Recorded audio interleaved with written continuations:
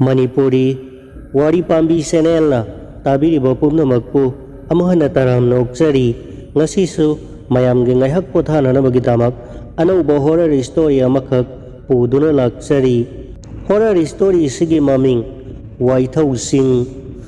Hairiba horror story sigi writer Khundongbam Zenit. Haujik taminarasi mayamge ngaihak pothananabagidamak puduna lakjariba anauba horror story Waithau Singh. Tombana sumangda angang masagumna wakal soiraba mapana kuttakati ama pairaga nasigi pananaba piramliba khabar adubu maset katina kaktuna sanaribado munna yenglaga mamita mapi sintharaklammi. Aduga sumang nakalda lay makhong somliba mabok aduda amuk yenglammi. Mabok aduna su tombagi mawong aduda munna amuk yengaklammi. Mabukta amuk yengi mapa aduna tauriba mawong aduda amuk yengaga tomba marulukthana mamita ira senduna mabuki manakta tamna sangsilai aduga mabukta hanglai. Bubok aikoigi baba sibu naba faraklaroidro nate kadaida karamba hospital dano puraga amukta layeng lusiba bubok kaigino ngasi fauba mahakna sumna angang masadawna adum lairiba sibo masugi wahang ado tabada mabok ibemhalado mahakna ilamba phi adugi phijina mamitay thoklammi. Ibungo nangi napase asumna tawramba nate mahakna khudong thiba accident ado hek thokhiba namitagi asumna adum gyan tadana layraklabani. Matam aduda bubukhoigi laijaramba lau phaubu yonduna mapalda Guwahati JNRCda matam saangna layeng lurabani adubo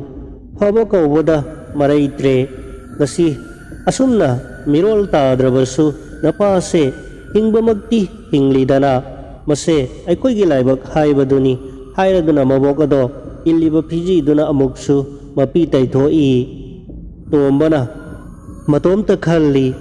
ima adusu babagi wakhalda laipu oiduna sangsara se manung matam chadana thadokre. Jikti babagi yengsinbagi thabak pumba bubokka aigana tauri adubu mama adunasu hinglingai matamda babagi accident thokhebagi matangda asengba wari ado karimata khanghaude.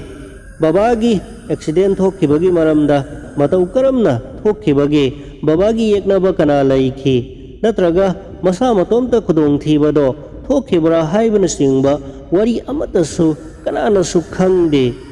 Wari ase khangningbagi wakhalda tomba ngasisu isorda khurumjai. He tayong panba ipaibungo nahakna amuktang sanbiduna aige babana asumna angauba maoina laikhirbase karamba thaudoktagi kanagi khusindagi kamdongna thokhibano haibagi wari ado akhangba kanagumba amatana aingonda libirabadi anthokna nungai khranida. Asumna numit khudingi mahakna isorbu ningjarammi. Tombagi mamangda nongma mahak suklaba umang amada matomta satan basalammi. Satan ba umang aduda satpada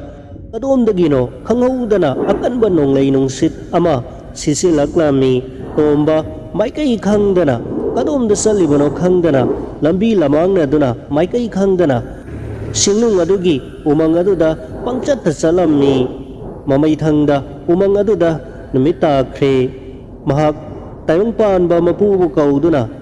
aihakpo amuktadi khudong thiba asidagi nanthohanbiyo haiduna khurumjaraklammi. Matam aduda angakpa mangalama tombagi mamangda phaudoraklammi. Mangal adugi maraktagi masak matau fajarabi lairembi amakhak thoraklammi aduga mangonda hanglaklammi. Isaibungo nahakna apamba bor amatang niyo. Matam aduda tombana mahak tansare khanduna mahakna matam kuinadagi mahakna ningjarakpa makna thangningduna layrakpa wafam ama lairembi aduda hanglammi. Umang asibu ko liba ima lairembi nahakna sanbiduna ngasidi nasada amuktang haibiramu aihaki babana ngasi angauba ama oina punsi lelibase mahak accident amada asumna oikhibani haibadi aigi ima amadi bubok pumnamaktage khangle adubu babagi accident ado kamdauna kanana thogankhibano haibagi wari ado asengba langla langjil amata khangba ngamdribase imadi taibung panba sibu sembiba pumnamakku khangbiba lairembini wari ado nasada amuktang chanbiduna libiu haijaraklammi mata maduda umangi lairembi aduna tombada wari liraklammi taro wari adudi sini nahaku pokpa nahaki baba Suras mata maduda nahakti sahi amakhakta ngai matamni nahaki baba do angang oingaidagi laik laisu yamna fana horakpani sarakpa matamda mahaki aningba apambadi iskulgi oza oibani mahakna honajarakpagi mahaina mahak sarkargi oza ama oibu phangjare adubu mahak ahanbada singgi iskul amada oza oiba takhi mahakna harau-harauna mafam aduda oza oina laikringai matam aduda nahaki bubok amadi nahaki laikhidraba pupuna sarkarda wano machot tauduna mahakki singda taribu posting ado tamda tahananabgidamak kanna wanomkhi matam khargi matungdadi mahakki singda taramba posting ado tampakta tahalakhi adumakpu mafamdi imphaldagi khara thapa kaksingda mahakki posting ado tarakhibani matam aduda mahakna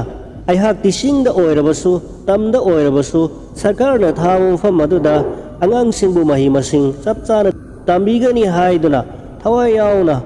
mahakki kar aduda nungti numit khudingi hangalhanda yumdagi salami tha marirom kaksingi iskul aduda waza oirabagi tongda iskul adugi headmaster gi masanupi ama luhongbagi numit laklami matam aduda mahakku yamna lurasu tawbiba iskul adugi headmaster gi masanupi luhongba do yaudaba sungya yaroi haiduna oza khudingmakta headmaster aduna hairaklammi nangi baba Surasu luhongba do yaunanaba thorang tawrami nahakki namana ahingi matamda lamthapna gari thauba do nungaiti yaragadi luhongba do ahingda oibanina mafam aduda saluraganu nongalaga anaba ama yaubudagi lakpa yakidre haiduna poyeng pinanaba nangi babada hairamni adubu nangi babana yakhide headmaster ado yamna pukchel sengba makoibu yam masa manau dauna luna tawbiba kaya adugi khalluraga luhongba do yaudaba yaroi hairamni luhongba numit adusu nongthik nongmangba yamna kanna nong susuba matam oirami nangi baba Surasna kaksingda laiba mahaki iskulgi headmaster adugi masanupi luhongliba mafam aduna kaksingdagi thawbalda honggadabani luhongba do loisilakmabada Surasna nongsingi phibam su fatte oza ai yaujakrage haiduna poyeng piramlaga mahak yumda hananabagi damak gari thorakhi adubu nangi baba Surasna wabga yorakpa do aida nongna pudit puba makai sutharakhi nong ado kanman khibana mahak gari ado ngahak khamduna car ado mataida thaidoklaga tuminna car manungda phamduna laikhi len yauna sukhiba kanba nong aduda makhatana gari thauba nuaitraduna nahakki babana car manung aduda pungkhai muk lairaba matungda gari ado makhatana thaurakhi adubu nong ado hena kansilakhi nungsitsu yamna kanna silakhi nonglai nungsit adusu yamna makankhibana hauriba karado humdokhrado boy ningkhi karado tapna thaurakpada segmayin yaurakpa matam aduda lambida chauraba nasik pambi ama tuduna lairamkhi chauraba nasik pambi ado thaidoktuna chatnanaba atopa lambi amatasu lairamde matam ado thengjilaklaba aduda kamdau sige haiduna nangi babana wakal tauki madudagi upai leitraduna yumdadi handaba yadabanina upai leita lambi adudagi thaidoklaga gari ado mamai leithoktuna thaubalom maikairomda amuk gari ado thaudarakki asumna yamna koina laklabagi matungda Thawbal Bazar yaurakle matam adudadi nong ado khara kharadi patharakle haibabu adumak nong di leptana suri tapna gari ado thaurakpana waithau yausilakle nong yamna kanna suba nonglai nungsit kanna tauba matam aduda lambi ado miyamgi sanafam oirabasu numit adudi mi itakta i gari su ningthiningai na amata lambi de sende nangi baba surasna karado tamna waithau ahanba golai ado thekpa matam aduda phingau setpi nupi mari manga lambi gi nakanda leptuna mahakki karadubu khamlakki matam aduda surasna thengaba matam asida suklaba chingung asidabu kadaidagi nupi singno haiduna masada pakhatpa amaga loinana mahakki gari ado khamlamdana tamna adomak thaurakki mathangi singgi golai thelakpa matamdasu chap manana lambi mayai adumaktada ngasai ukhiba phingau setpi nupi mari manga ado lambi mayai maktada sattuna lairibado surasna urami mahakki gari gi horona do kanna khonglamni adubu nupi singado hanna fawbu yenglakte lambi dagi suwan handoklamde suras kai tausige haiduna matomta wakhan khan bahurakhi tasengna mangda chaliba nupi singase lai oiba taragadi lai di makhong lebak ta de su haina bani asi khalladuna nahakki babasu oza ama oibanina wakhalda lausinga do khalaklamni mangna khalli tasengna mi oiragadi gari se nakna thaubu matamda pakhattuna chenthokna khigani wakhal mayam se khanna mahakna gari gi mainga laduda chaliba nupi singa duda munna yengladuna gari ado makoi tamna thaujilaklami gari thaujilakpaduda nupi singa do thaidokpa chenthokpadi lairaduna gari aduda chungsilakkadawagi mataugum urami aduga amuksu makoigi makong singa do mainga laduda ubusu amata phanglamde tasengna phattaba lai oiramba tare khanduna nangi babana kanna gari ado thauki nangi baba suras masada pakhatpana masado thak nikatlamni mahak sokani pangani haibu wakhal kauduna gari ado kanna thauduna golai ado lanthorklami ani subo golai ado su lanthorklabada wakhalda nupi singado amuk hana thengna danaba khoyum lai khoromladuna gari ado thauraklamni waithau bazar hek lanthorakpa mikop adumaktada karadugi maning thangba phampham aduda nupi ahum mari gaga nokpagi khonjel taraklamni nangi babana mangakado haifetang leithoktuna maningi phampham aduda yengthorakpada phingau setpi mamai sit nanbi mamit nama tapanbi aduga masamsu khoiri sangna thajabi nupi ahum khak phamduna lairibado uraklamni pakhatman khibana nangi babana gari ado karado brek khangpha pharami maduda mahak mamangda gari gi handle amadi mengselado pana makokna yaisilami ngaihak gyan ngaurami adudagi saina kholaduga loinana nangi babana tunglamda khangyeng thoraklamni maduda ngasai leiramba masamana sangbi yengbada tamthirabi akibagi masak phanglabi phingau setpi nupi ahumado amuk yauramdre nangi babana masado chaina khol galoinana ngamda gari ado start amuk tawrami gari ado makhatana mahaki thawai tabu hingaurabadi khanduna gari ado amuk thauraklamni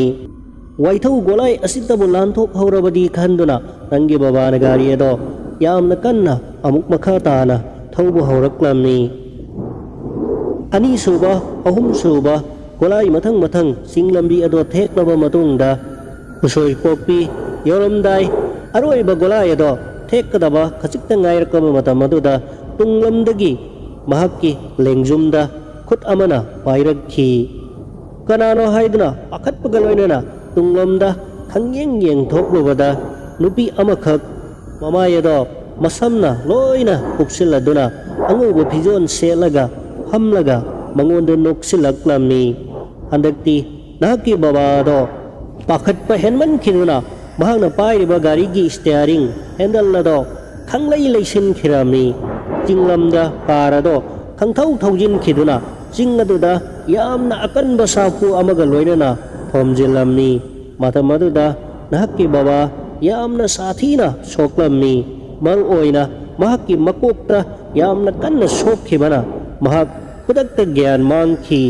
karado mafam aduda jingaduda yaisinduna adumak ahingado laiki nongalabada mafam adagi miyoisingna ayuk yahaurakpada waking tholakpada nahaki babagi karaduna singmayaduda yaisilaga accident thoktuna laibado uramni makoina chensilakuna mahakpu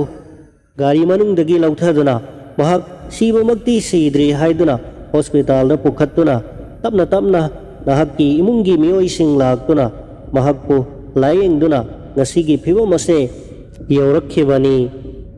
umangi lairembi adugi wari ado tarubada tomba do thamoi sokna kablaklamni mahakna o khongna kaptuna himalay rembi aigi babagi maral karino makoina aigi bababu ngasi angawo phaigum thambiribasibo babana karilan khiduna hatraba but thawaising aduna mahakonda asigumba chairakase piribano hanglakhi matamaduda umangi lairembi aduna tombada hairakhi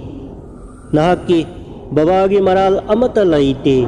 makoidi hatraba but thawaising aduna makoina pamlibadi miyoibada awaba piba miyoibagi thawai lauba makoina ningamdana sikhiba kayadugi laman khumbani mase maral laiba laitaba kanagumba amata thide miyoiba khudingmakta laman khumbagi thawong satharakpani matamaduda tombana amuk lairembi aduda hanglaklamni hairiba phatraba thawaising ado aihak makoiga unaduna wari saba yaroidra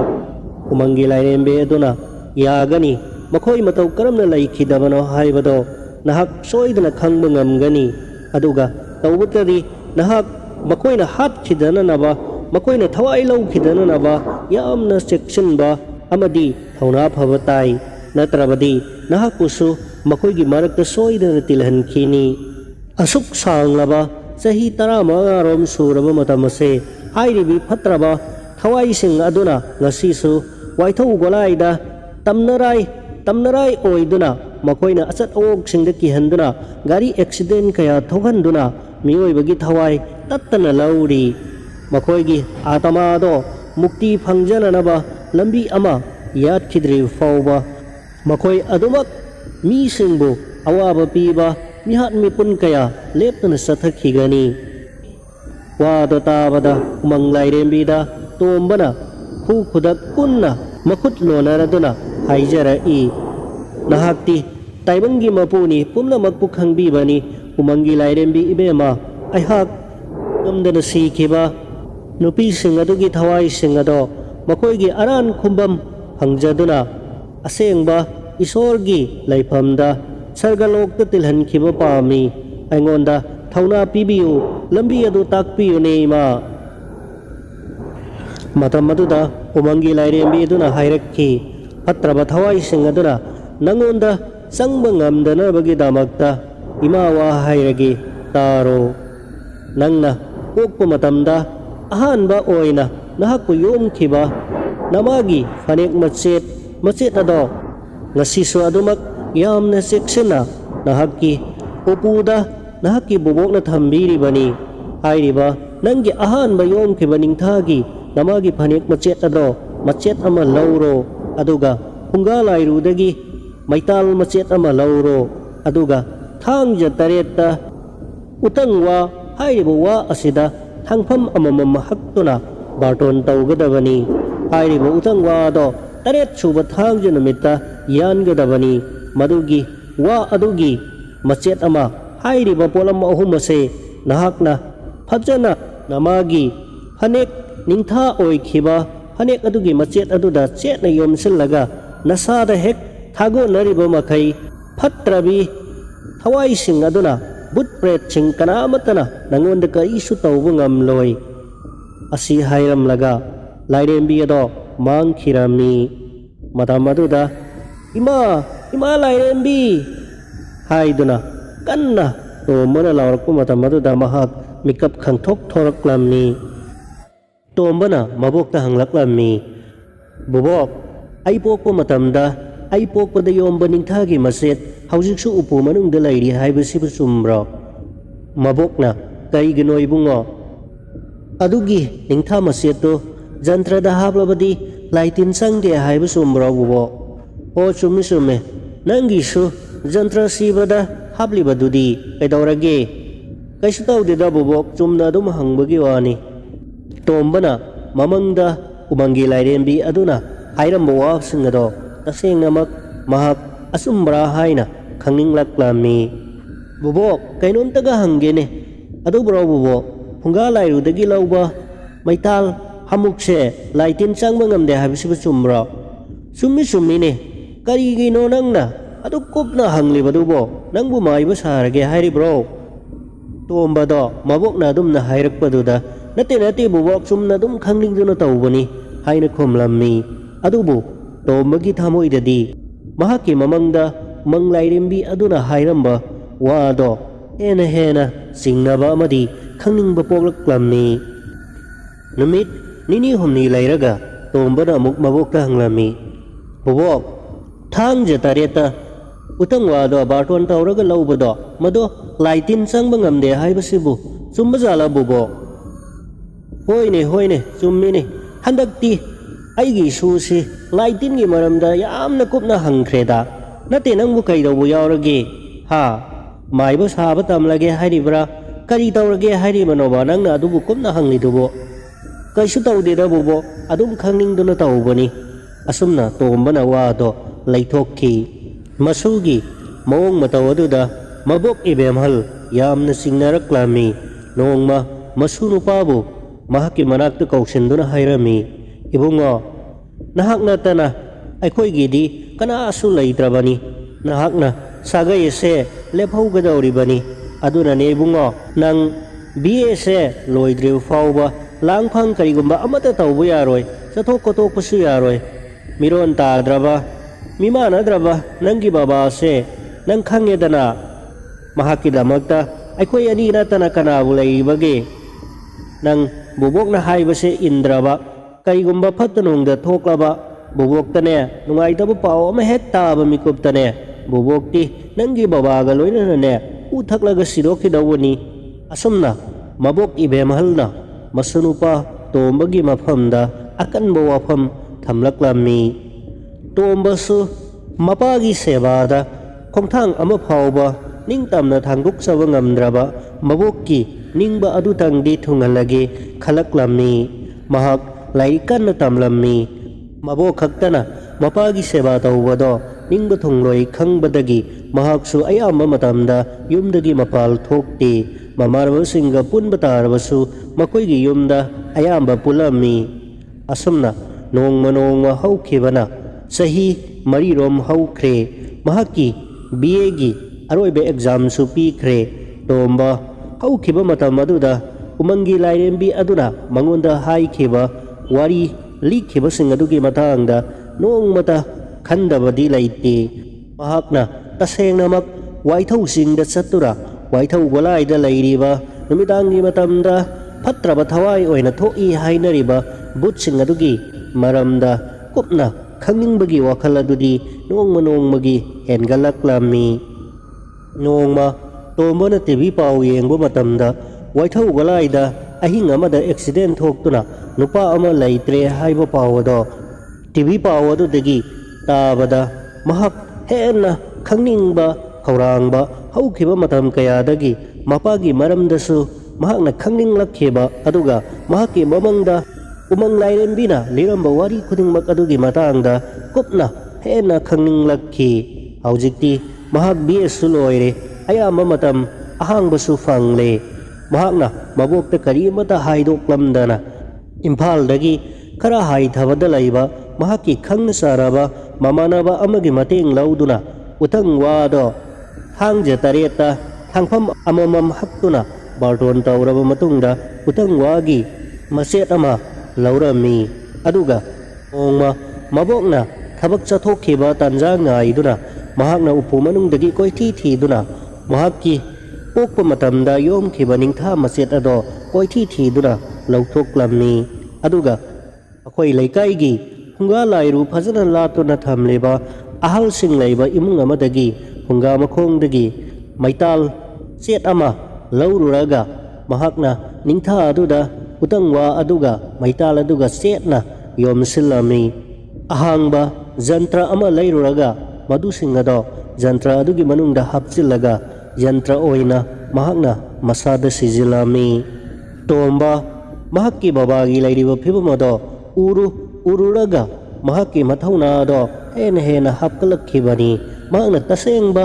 ꯃꯍꯥꯛꯀꯤ ꯃꯃꯪꯗ ꯎꯈꯤꯕꯗꯣ ꯇꯁꯦꯡꯅ ꯆꯨꯝꯃꯤ ꯆꯨꯝꯗꯦ ꯍꯥꯏꯕꯗꯣ ꯆꯥꯡꯌꯦꯡ ꯌꯦꯡꯂꯒꯦ ꯈꯜꯂꯗꯨꯅ ꯃꯍꯥꯛꯀꯤ ꯌꯟꯇ꯭ꯔ ꯑꯗꯣ ꯁꯤꯖꯤꯟꯕꯒ ꯂꯣꯏꯅꯅ ꯃꯁꯥꯗ ꯊꯥꯖꯕ ꯑꯃꯒ ꯂꯣꯏꯅꯅ ꯅꯣꯡꯃ ꯅꯨꯃꯤꯗꯥꯡ ꯋꯥꯏꯔꯝ ꯑꯃ ꯒꯥꯔꯤ ꯊꯧꯗꯣꯛꯇꯨꯅ ꯃꯍꯥꯛꯀꯤ ꯃꯕꯣꯛꯇ ꯍꯥꯏꯔꯛꯂꯝꯃꯤ ꯕꯣꯕꯣꯛ ꯑꯩꯒꯤ ꯏꯃꯥꯟꯅꯕ ꯑꯃ ꯌꯥꯝꯅ ꯊꯤꯅ ꯁꯣꯛꯇꯨꯅ ꯔꯤꯝꯁꯇ ꯂꯥꯏꯀꯠꯅꯔꯤ ꯍꯥꯏꯌꯦ ꯑꯩ ꯆꯠꯇꯕ ꯌꯥꯗ꯭ꯔꯦ ꯑꯩ ꯍꯣꯔꯦꯟ ꯍꯟꯗꯤ ꯍꯜꯂꯛꯀꯅꯤ ꯑꯗꯨꯕꯨ ꯈꯔ ꯊꯦꯡꯂꯛꯄꯁꯨ ꯌꯥꯏ ꯏꯃꯥꯟꯅꯕ ꯑꯗꯨꯒꯤ ꯏꯅꯆꯤꯡꯕ ꯗꯔꯀꯥꯔ ꯑꯣꯏꯔꯛꯂꯕꯗꯤ ꯑꯩꯈꯣꯏ ꯏꯃꯥꯟꯅꯕ ꯃꯌꯥꯝꯗꯒꯤ ꯄꯤꯒꯗꯧꯔꯤꯕꯅꯤ ꯃꯍꯥꯛꯀꯤ ꯊꯋꯥꯏ ꯀꯟꯗꯕ ꯌꯥꯗꯦ ꯕꯣꯕꯣꯛ ꯑꯩ ꯆꯠꯇꯕ ꯌꯥꯗ꯭ꯔꯦ ꯍꯥꯏꯗꯨꯅ ꯑꯐꯤꯡ ꯑꯐꯥꯏ ꯑꯣꯏꯅ ꯃꯕꯣꯛꯇ ꯍꯥꯏꯔꯝꯂꯒ ꯃꯍꯥꯛ ꯒꯥꯔꯤ ꯊꯧꯗꯣꯔꯛꯈꯤ ꯇꯣꯝꯕꯅ ꯂꯝꯕꯤꯗ ꯂꯥꯛꯄ ꯃꯇꯝꯗ ꯗꯔꯀꯥꯔ ꯑꯣꯏꯔꯛꯂꯕꯁꯨ ꯍꯥꯏꯗꯨꯅ ꯂꯥꯏ ꯇꯤꯟꯗꯤ ꯃꯩ ꯑꯁꯦꯡꯕ ꯆꯪꯕ ꯉꯝꯗꯦ ꯍꯥꯏꯕꯗꯨꯗ ꯃꯩꯈꯦꯠ ꯑꯃꯁꯨ ꯂꯩꯔꯝꯃꯤ ꯑꯗꯨꯒ ꯏꯁꯤꯡ ꯕꯥꯇꯜ ꯑꯃꯒ ꯂꯧꯔꯒ ꯃꯍꯥꯛꯀꯤ ꯀꯥꯔ ꯃꯅꯨꯡꯗ ꯍꯥꯞꯆꯤꯟꯗꯨꯅ ꯒꯥꯔꯤ ꯑꯗꯣ ꯇꯞꯅ ꯇꯞꯅ ꯊꯧꯔꯛꯂꯝꯃꯤ ꯅꯨꯃꯤꯗꯥꯡꯒꯤ ꯄꯨꯡ 7ꯃꯨꯛ ꯇꯥꯔꯛꯂꯦ ꯃꯍꯥꯛꯀꯤ ꯃꯄꯥꯅ ꯑꯦꯛꯁꯤꯗꯦꯟ ꯊꯣꯛꯈꯤ ꯍꯥꯏꯔꯤꯕ ꯎꯁꯣꯏꯄꯣꯛꯄꯤꯗꯒꯤ ꯈꯔ ꯍꯦꯟꯒꯠꯂꯛꯂꯒ ꯂꯩꯕ ꯑꯍꯥꯟꯕ ꯋꯥꯏꯊꯧꯒꯤ ꯒꯣꯂꯥꯏ ꯑꯗꯨꯒꯤ ꯆꯤꯡꯈꯣꯡ ꯑꯗꯨꯗ ꯃꯍꯥꯛꯀꯤ ꯒꯥꯔꯤ ꯑꯗꯣ ꯈꯥꯝꯂꯦ ꯒꯥꯔꯤ ꯃꯅꯨꯡ ꯑꯗꯨꯗ ꯇꯣꯝꯕꯅ ꯐꯝꯂꯗꯨꯅ ꯒꯦꯝ ꯁꯥꯟꯅꯅ ꯃꯇꯝ ꯉꯥꯏꯔꯝꯃꯤ ꯃꯍꯥꯛꯅ ꯒꯦꯝ ꯁꯥꯟꯅꯔꯤꯉꯩꯗ ꯃꯇꯝꯅꯗꯤ ꯃꯥꯕꯨ ꯉꯥꯏꯕ ꯅꯠꯇꯕꯅꯤꯅ ꯑꯁꯨꯝ ꯆꯠꯈꯤꯕꯗ ꯅꯨꯃꯤꯗꯥꯡꯒꯤ ꯄꯨꯡ 10:30 ꯇꯥꯔꯝꯂꯦ ꯒꯥꯔꯤ ꯑꯗꯣ ꯑꯃꯨꯛ ꯍꯟꯅ ꯁ꯭ꯇꯥꯔꯠ ꯇꯧꯔꯒ ꯇꯞꯅ ꯇꯞꯅ ꯋꯥꯏꯊꯧꯒꯤ ꯆꯤꯡꯂꯛ ꯑꯗꯨꯗ ꯊꯧꯔꯛꯂꯝꯃꯤ ꯃꯍꯥꯛꯅ ꯂꯝꯕꯤꯒꯤ ꯃꯇꯥꯏꯗ ꯀꯅꯥ ꯆꯠꯄꯒꯦ ꯐꯤꯉꯧ ꯁꯦꯠꯄꯤ ꯀꯅꯥꯒꯨꯝꯕꯤ ꯃꯁꯝ ꯊꯥꯗꯣꯛꯇꯨꯅ ꯆꯠꯂꯥꯛꯄ꯭ꯔꯥ ꯍꯥꯏꯗꯨꯅ ꯒꯥꯔꯤꯒꯤ ꯃꯩꯉꯥꯜ ꯑꯗꯨꯗ ꯀꯣꯌꯦꯡ ꯌꯦꯡꯂꯛꯂꯝꯃꯤ ꯑꯗꯨꯕꯨ ꯒꯥꯔꯤ ꯑꯗꯣ ꯇꯞꯅ ꯇꯞꯅ ꯃꯍꯥꯛꯅ ꯋꯥꯏꯊꯧ ꯒꯣꯂꯥꯏꯁꯤꯡ ꯑꯗꯣ ꯃꯊꯪ ꯂꯥꯟꯊꯣꯔꯛꯂꯕ ꯐꯥꯎꯕꯗ ꯀꯅꯥꯒꯨꯝꯕ ꯑꯃꯠꯇ ꯊꯦꯡꯅꯔꯝꯗꯦ ꯇꯥꯡꯖꯦꯡ ꯌꯧꯔꯕ ꯐꯥꯎꯕꯗ ꯂꯝꯕꯤꯗ ꯀꯅꯥꯒꯨꯝꯕ ꯆꯤꯡꯅꯕ ꯌꯥꯕ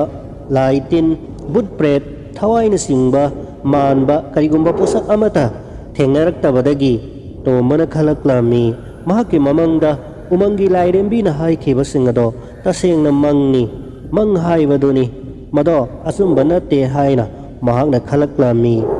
ꯇꯥꯡꯖꯦꯡ ꯈꯣꯡꯅꯥꯡꯈꯣꯡ ꯑꯗꯨꯗ ꯒꯥꯔꯤ ꯑꯗꯣ ꯃꯃꯥꯏ ꯂꯩꯊꯣꯛꯂꯒ ꯒꯥꯔꯤ ꯑꯗꯣ ꯑꯃꯨꯛ ꯍꯟꯅ ꯃꯍꯥꯛ ꯌꯨꯝꯗ ꯂꯥꯛꯅꯅꯕꯒꯤꯗꯃꯛ ꯇꯞꯅ ꯇꯞꯅ ꯊꯧꯔꯛꯈꯤ ꯆꯤꯡꯒꯤ ꯒꯣꯂꯥꯏ 3-4ꯔꯣꯝ ꯊꯦꯛꯂꯕ ꯃꯇꯨꯡꯗ ꯋꯥꯏꯊꯧ ꯕꯖꯥꯔ ꯌꯧꯔꯛꯂꯝꯃꯤ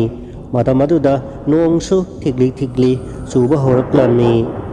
ꯂꯝꯕꯤꯒꯤ ꯃꯇꯥꯏꯗ ꯃꯩꯉꯥꯜ ꯑꯗꯨꯗ ꯀꯅꯥꯒꯨꯝꯕꯤ ꯐꯤꯉꯧ ꯁꯦꯠꯄꯤ ꯅꯨꯄꯤ ꯑꯅꯤꯈꯛ ꯆꯠꯄꯗꯣ ꯃꯍꯥꯛ ꯎꯔꯛꯂꯝꯃꯤ ꯇꯣꯝꯕ ꯁ꯭ꯋꯥꯏ ꯂꯥꯎꯏ ꯑꯗꯨꯗꯒꯤ ꯃꯍꯥꯛꯀꯤ ꯃꯃꯪꯗ ꯎꯃꯪ ꯂꯥꯏꯔꯦꯝꯕꯤꯅ ꯍꯥꯏꯈꯤꯕ ꯋꯥꯗꯣ ꯇꯁꯦꯡꯅ ꯆꯨꯝꯂꯒꯅꯤ ꯍꯥꯏꯅ ꯊꯥꯖꯔꯛꯈꯤ ꯇꯣꯝꯕꯅ ꯌꯥꯝꯅ ꯄꯥꯈꯠꯄꯒꯤ ꯃꯑꯣꯡꯗ ꯃꯈꯣꯏꯁꯤꯡ ꯑꯗꯨꯗ ꯀꯔꯤꯁꯨ ꯍꯥꯏꯗꯅ ꯒꯥꯔꯤ ꯑꯗꯣ ꯒꯤꯌꯥꯔ ꯁꯤꯜꯂꯒ ꯁ꯭ꯄꯤꯠ ꯈꯔ ꯌꯥꯡꯅ ꯊꯧꯔꯛꯂꯝꯃꯤ ꯃꯄꯥꯗ ꯊꯣꯛꯈꯤꯕ ꯊꯧꯗꯣꯛ ꯑꯗꯨꯒ ꯆꯞ ꯃꯥꯟꯅꯅ ꯇꯣꯝꯕꯒꯤ ꯒꯥꯔꯤꯒꯤ ꯃꯅꯤꯡ ꯊꯪꯕ ꯁꯤꯠ ꯑꯗꯨꯗ ꯅꯨꯄꯤ 2-3 ꯌꯥ ꯅꯣꯛꯄꯒꯤ ꯈꯣꯟꯖꯦꯜ ꯇꯥꯔꯛꯂꯝꯃꯤ ꯇꯣꯝꯕꯗꯣ ꯑꯣ ꯁꯣꯏꯗ꯭ꯔꯦꯗꯅ ꯉꯁꯤꯗꯤ ꯍꯥꯏꯅ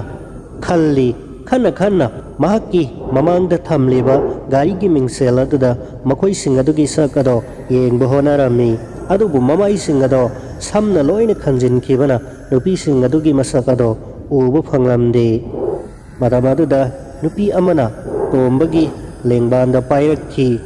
aduga makut ado phat launa kanthok khiduna nupi ado kanna law khongduna kappa horaklami tombana kibagi mahutta masada thauna amaga loinana hairaklami ayo nakoi kana kanano ai tasengna nakoi gi mateng pangge khanduna laklibani ngasidagi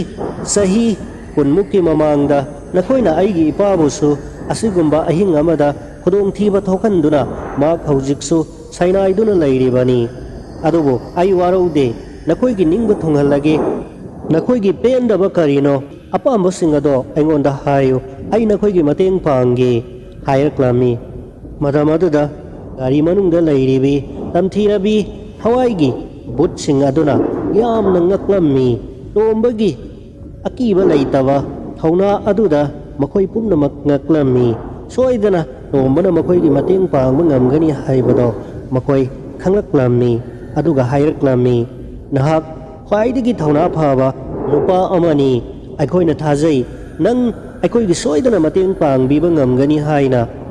aikhoina ngasi asumna oiribase karamna oikhibano haibado wari lijarake tabiyo haiduna tamthirabi butnupi amana wari liraklammi aikhoigi imanabi se wangkhaida leiba special contractor sudirgi masanupaga yamna nungsinakhi makoi ani nungsinabadagi hendokuna makoigi mamanaba anigasu khoi ita anigasu sakhang maikhang naduna nungsinarakhi aigi ita adunadi makoiga lambasa de haiduna kanna yazadabani adubu nongba lambigi khudong thiba thaudok amada aigi itana special contractor sudegi masanupa adubu thawai kanbi ki haibayai matamadudagi aikoi tapna tapna aset pamari lainarakhi nongma kisna janma numit amada aigi ita aduna aikoi ita ani galorena aikoi ahum waithau singthakta ki hom sasi aduga thambal sui heksi haiduna aikoi ita ahum chanminarami thikadar adugi masanupa aduga aikoi mari waithau singi singthakta laiba ki homgi amamada ki hom khara saminaraga makoi ani wari ngaihak saminage haibadagi aikoi ita ani makhada kumtharaklaga makhada ngairamlage haiduna waithau singkhongda aikoi ani wari saduna ngaikhi adubu ngaihak leiragadi aigi itado kanna kappa laubu makhol tarkhi aikoi ita anina kaidoraba jano haiduna singthak aduda chenkhatlui madam adudadi aigi itado special contractor sudirgi masanupa aduga kanna khanaduna lerami aikoina kaidorabage hangubada aigi itaduna mahak yamna phattaba mini mahakna waithau singthakta leiba kihomgi pham amagi sang amada pusinduna mahakpu ikai khumnaba manghanbire haibado aikoi anida paudam lakhi madam aduda aikoina mahakka nungsinariba mohengi manakta salaga mahakna aranba thabak tawkhibagi damak yamna sawbado hongdoklami amaduda aigi taduga nungsinariba moihena tasengna mahak soikhre lankhre aigi tadubu tha asigi manungda soidana luhongduna laugani haina asetpa thajaba pibadagi aikoigi saurambado khara nemtharakhi adudagi aikoi amuk tamna aikoi mari wari sana na waithau singkhongda thambal heknusi haiduna amuk lak minarami ita adugi nungaitabado koknanaba aikoi ita anina yamna kanna themkhi aduga tha asigi manungda soidana luhongnanaba taurasi haiduna aikoi watanare adudagi hi ama mapu yaudana nauga loinana leiribado ubada aigi itaga khangnariba moihena aikoi mari punna hi aduda tongminaduna patlomda thautharaga thambal heksi haina horaklami aikoi di ti tongbase mausa tongdabanina yamna kijai haiduna yamna kanna yaramde adubu mohengi akanba ningaida aikoi yadaba ngamdraduna aikoi mari punna hi aduda tongminare aduga waithau pat aduda thambal hekna pat adugi aruba mapam phawba phanayamna sangna thaurakle pat adugi khara kutpa mapam ado yorklaba matungda aikhoina halasi isingse yamna kijai hairubada mohena mahakki bakhutta pairamba nawado thamlaga prap sangsalakuna aigi ita adubu sagalda paiduna isingda inthukirami akhoi ita anina changsinduna mohenda karino nangna tawribase haiduna mahakpu inge tawrubada mahakna handuna akhoi anibusu mathang ising aduda inthurakhi akhoi kanamata iroiba haitabanina ising iyaiduda adumak irakna duna akhoi ahumak mafam aduda yamna wana thawai thakhibani adudagi mohena tapna hi ado honduna mahakti amuk hana satkre adudagi khara lairaga mahak luhongduna haujikti masa phauba saukhre tanja aduda tombana usoi pokpi yoramdai singi nakalamada gari ado tapna khamlami aduga hairaknami hayo nakoigi thawaina pena nabagidamak ai haujik kari taw haibagi matamaduda butnupi amana hairaknami mohena do ngasisu yamna nungaina ningtamna hingli mahak amuktang waithau asomda laklabadi haiduna aikoi ita humna mahak ku ngairakibase chahi kulhumdoi mapung phakre adubu mahak asomda ngasi fawbada amukta fawba laktri yaragadi nahakna aikoigi mating pangbiduna mahak ku amuktang asomda pubira u tombana aidi mohenbu masak sukhangde kadaiwai jagada wangkhai karamba jagadagi no haiba sukhangde kamdauna nakoigi manakta mabu porakadawribano hairaknami butnupi amana amuk khumlaknami mahakpu nahakna masak khangdrabasu mafam asida porakna nabagi lambi ado aikoi haigi tasena mahakki masanupa atomba do mahakna tamliba iskol adugi maming amadi mahakna tongliba ben adugi number na singba tombada loina hairami aduga bena do mafam aduda haduna waithau phawbudang puraknanaba hairami matamaduda mahakki mapa soiduna mafam aduda laksaragadabani haibase mangonda taklami hare adudi hangsit phawbugi manungda mahakki mapado mafam asida laknanaba thaurang ase taurage atamasi phawbada nakoina mahakku ngaiduna layu hangsit phawbugi manungda nakoina karamatada awa saitheng piganu karamatagi thawai lauganu hairamlaga tombado gari thauduna yomda laklami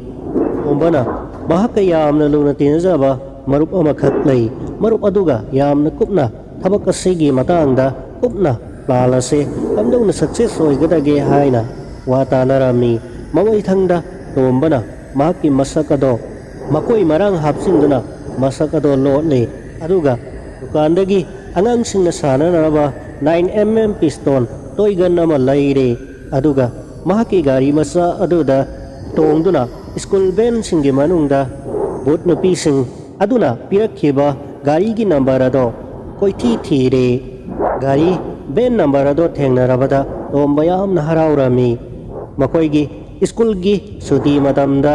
gari ado thaurage tawumakta tombana driver adugi manakta sangduna mahak party gi mini waithau phawudang mahakku thinbidaba yadre tangai phadaba emergency ni haiduna nongmai ado uhalami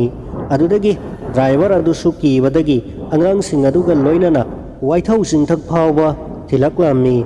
adudagi tombana angang singi I card singado mathang yengba horaklami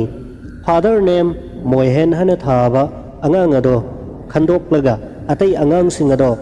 en aduda amuk haptuna thadokre pawse kanagumba abatada haiba yaroi karigumba hairabadi ben driver amadi angang singado loina hatkani haiduna tombana ki halami adudagi gari ado chatkre angang ado yamna kaplami adubu singthakta pukhattuna angang adugi I card yauriba number aduda phone tawsinduna nahakki rasanupa se hingna hangba pamlabadi ngasigi namidang pung 10 da natomta waithau singthakta lakadabani haina yamna kanna phonda haikirami namidang pung 9 muk tarakpa adoida tombana phingau setpi ningamdana sikhiba thawaigi but singadura koichat chatlibado uraklami soidana makoigi maning thungjaragani khanduna tombado harauba poklami namidang pung 9 makhai muk tarakpa adoida nupa ama mathanta singthak aduda kakhalak-lami matam aduda tombana lakliba nupa asibu angang asigi mapara natraga atopa mira haina samamnaringai talak aduda hingau setpi tamthirabi nupi ahum ado chongchenduna akliba nupa adugi mangak samda mayana chongchenduna sikpa amadi mathabakta khujinna khotpada chaina kholaduna nupa ado lau kholaduna kablaklammi matawado tomba yenghaidraduna mai onthoptuna lairami ngaihakki matungda nupa adugi khonjel ta khidre tomana tamna tamna laithoraktuna yengthokhibada nupa adugi masado ihingna hingsana hawai yaudana ina pungangang senthaduna hawai yaudana taduna lairibado ure mata maduda tamthirabi but nupi ahum adugi thawaina khakna nokladuna ngasidi laman khumle ngaijarakpa matamado ngasidi lakle omba nahakku hanna thagatchari nahakna aikhoigi teng pangbiduna asidagi aikhoi amuk hanna taibang mioiba kanadasu awaba piraroi aikhoi sargada lai oina amuk tinkragani lairam lenda aikhoi thawaina amuk hanna changbada kananasu athingba piraklaroi aikhoi ngasidagi ningtamle haiduna lauraduna atiyaromda thawai singado paikhirami matamatuda tombana khoigi phatraba thawai sing asibudi aina mukti phanghanbikhre adubu haujik ai kaidobu tai haina khalaklami tomba masa kanjananabagi lambi thiraklami khudakta mahakna angang adubu singkhada utharaklami adudagi lambi aduda gari lakpa wana ngairami yamna koina ngairabagi tungda tata gari amakhak laklami mado tomana khamlami aduga angang ado nongalagadi mahakki mari makhong soiduna lenaraklagani angang asidang hapi kho haiduna gari aduda angang ado hapkat kharaga mahakki hapliba masammana makoi marang singado lauthoklaga asongba napi marakta langthokhirami aduga mahak tapna Imphal Maikai romda makhongna lakpa hauraklammi